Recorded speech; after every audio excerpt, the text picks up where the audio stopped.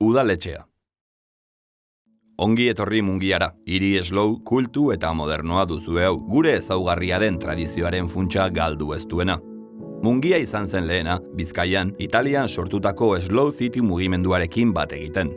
Mugimendu horrek, ohitura eta tradizio zaharrak berreskuratzearen aldeko filosofia sustatzen du. Horrek, gure bizimodua atseginagoa eta osasuntsuagoa egiten duelakoan. Hortaz, Mungiako atea zabaltzen dizugu, bertan ordubeteko ibilbidea egin dezazun. Mungiaren historia, udaletxetik hasiko dugu. 1927an inauguratu zen eraikin hau. Udalbatzarra 27 urtez lekurik ezin topatu ibili ondoren.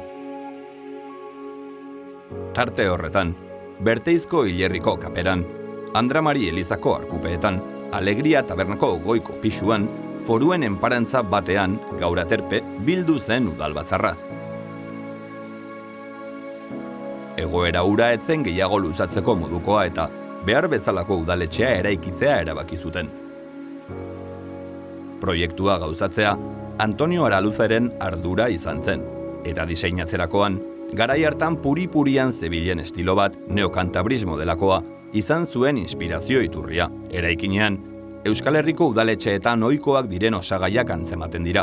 Erreparatu beheko aldeko arkupe zabalari, eraikinaren behe alde guztia hartzen duena. Goiko aldean berriz, adreilua erabilizela ikusiko duzu. Begirada bigarren solairuraino goratzen badugu, leiho zorrotzak ikusiko ditugu, gotiko erakoak, edota mentxuloi zatitua eta Mungiako elizaurreko armarri handia, barroko estilokoak biak ere. Eraikinaren behe aldean, udal pilotaleku handia dago, halaxe eraiki baitzen. Garai batean, etxebizitza multzo bat ere bazuen, alokeran ematen zirenak, eta udalaren jabegoko ostatua, Euskal Herriko herrietan ohikoa zen moduan. Fronton jokotoki zuen izena ostatuak eta kantxarako sarbide zuzena zuen. 1927an eraikitako udaletxea suak hartu zuen 1937ko ekainaren 13an gerra garaian. Jaso itzazu begiak, ea antzematen dituzun gerran balek egindako koskak etxaurrean.